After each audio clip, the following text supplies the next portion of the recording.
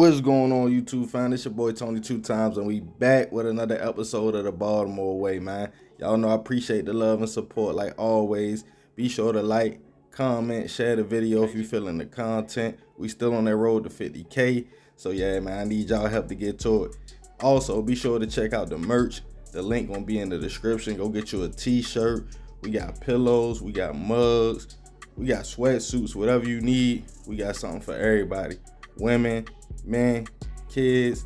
I'm also gonna be creating some more merch, you feel me? So just be sure to go show some love and some support, you know what I mean? I try to keep the prices pretty decent so everybody can grab them something, you feel me?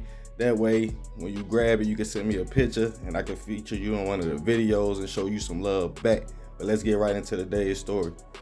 So today we're gonna be talking about TTG. For y'all that already been a part of the team, y'all know I talked about Montana before, but today we're gonna talk about the whole squad.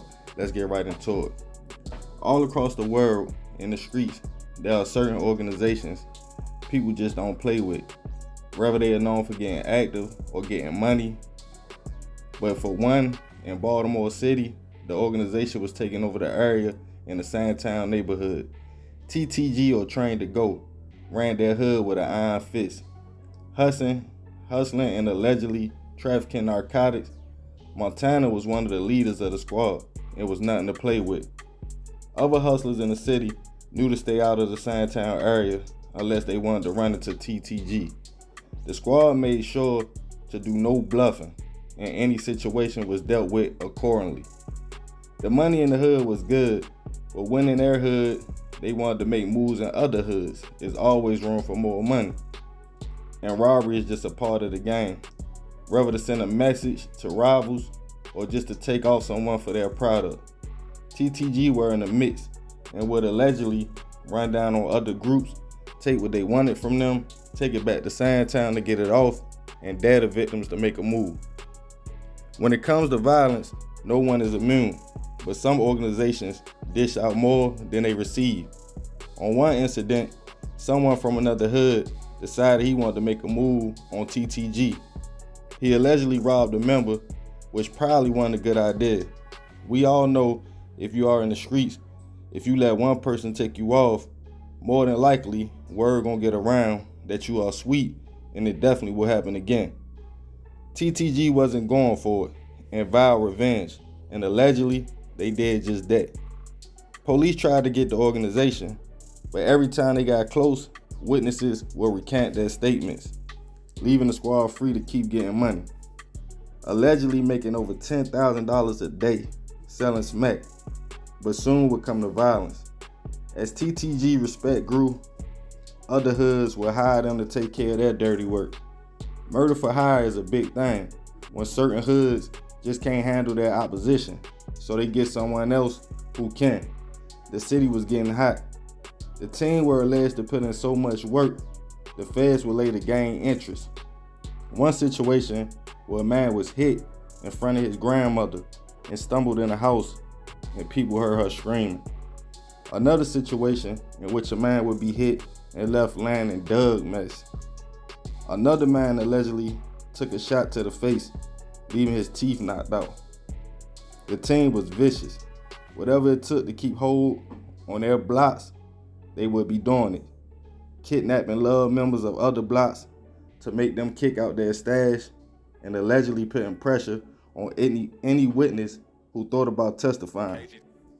With all this activity, we all know the feds weren't far behind. Undercovers would eventually flood TTG's hood and purchase narcotics from the organization as they tried to build a case, also getting phone recordings of the squad. Eventually a person came through, copped something, and the police swooped in. An indictment was handed down accusing the squad of racketeering, trafficking, hits, pretty much almost any crime you could name. The feds had over 30 witnesses, some in which was promised money to leave the city. Others were just scared and wanted the squad off the streets. The feds, of course, painted the members as savages, using social media posts in which some hashtags were used, "We run this city" or "Sniper Gang." As some witnesses took the stand, the court would hear gasps and people whispering in the background. People couldn't believe who some of the people that were testifying were. The court would ask witnesses to recall any situation. In one incident, a woman broke down crying as she said she found a loved one crawling in the street, head up, and he died in her arms. The squad's lawyers argued that witnesses were not liable. Many of them had cases pending themselves. But as we all know, when the feds want you, they will get you. It was over.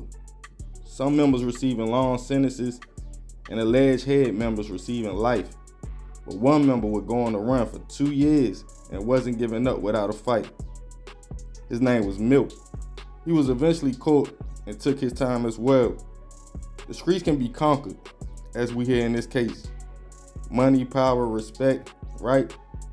TTG had all that. But at the end of the game, it's a courtroom full of hurt loved ones, people you once called bro testifying on you, and state's attorney, police, and judges trying to put you away forever. The team was with it, but now it's just a story to be told. TTG, trained to go. They rep that all day, just to go away forever. But hey, that's the Baltimore way. Man, you know, from all the stories I heard about TTG, man, I heard Shorty and them was out here doing what they did in the streets. Now, all this is public information. All of them got their time. This a closed case. Y'all know we don't talk about no situation that's open. They tried to name Montana as like public enemy #1, like the #1 shooter in the city. From what I heard, man, these dudes got a lot of bodies. A lot of them, you feel me? More than, I ain't even gonna say too much, but yeah, but at the end of the day, man, I understand, you know, hostile takeover, getting money, trying to feed your team, and make sure don't nobody get in your way. But I do think respect comes with more than just violence. Some people feel like violence is the only way to get respect, but I feel like it's also the way you carry yourself. It's interesting. Some of these stories you don't hear about no violence, and they was getting the same amount of money or more.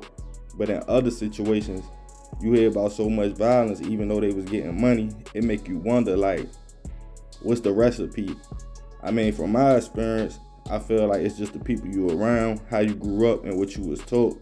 You know, some people might disagree, but at the end of the day, man, you know, these was young men. I think Montana was like 26 years old when he caught that life sentence. But yeah, man, this the TTG story. This the squad edition. Appreciate the love and support. Be sure to like, comment, share. Love, fam. I'm out.